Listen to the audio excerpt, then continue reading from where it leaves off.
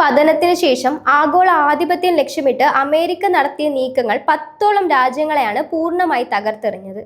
അഫ്ഗാനിസ്ഥാനിലും ഇറാഖിലും തുടങ്ങിയ സൈനിക ഇടപെടലുകൾ ഒടുവിൽ 2026 ഇറാനിൽ എത്തി നിൽക്കുമ്പോൾ 4 പ്രസിഡന്റുമാരുടെ കാലയളവിലായി നടന്നത് സമാനതകളില്ലാത്ത അധിനിവേശങ്ങളാണ്. ഡ്രോൺ ആക്രമണങ്ങൾ മുതൽ നേരിട്ടുള്ള യുദ്ധങ്ങൾ വരെ നേരിട്ട യമൻ, സിറിയ, ലിബിയ, പാകിസ്ഥാൻ തുടങ്ങിയ രാജ്യങ്ങളിലെ ജനത ഇന്നും ആ ദുരിതക്കയത്തിൽ നിന്നും കരകയറിയിട്ടില്ലെന്ന് അൽ ജസീറയുടെ റിപ്പോർട്ടുകൾ വ്യക്തമാക്കുന്നു.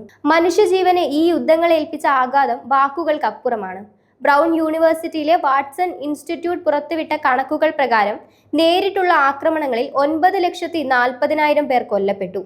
എന്നാൽ യുദ്ധം വിതച്ച പട്ടിണിയും ചികിത്സാ സൗകര്യങ്ങളുടെ അഭാവവും കാരണം മരിച്ചവരുടെ എണ്ണം 47 ലക്ഷത്തോളം വരുമെന്നത് ലോകത്തെ ഞെട്ടിക്കുന്ന വസ്തുതയാണ്. സാമ്പത്തികമായും ഈ യുദ്ധങ്ങൾ വലിയ ബാധ്യതയാണ് വരുത്തിവെച്ചത്.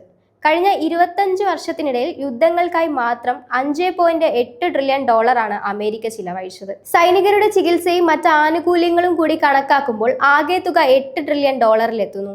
2026 തുടക്കത്തിൽ ഇസ്രായേലുമായി ചേർന്ന് ഇറാനെതിരെ നടത്തിയ ആക്രമണങ്ങൾ പശ്ചിമേഷ്യയെ വീണ്ടും ഒരു വൻ യുദ്ധത്തിന്റെ വക്കിലെത്തിച്ചിരിക്കുകയാണ്.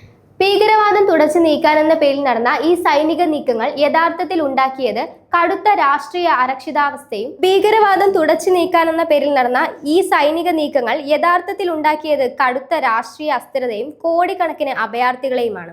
സമാധാനത്തിന്റെ കാവൽക്കാരാകാൻ ഇറങ്ങിത്തിരിച്ചവർ ലോകത്തിന് സമ്മാനിച്ചത് ഒരിക്കലും ഉണങ്ങാത്ത മുറിവുകളാണ്.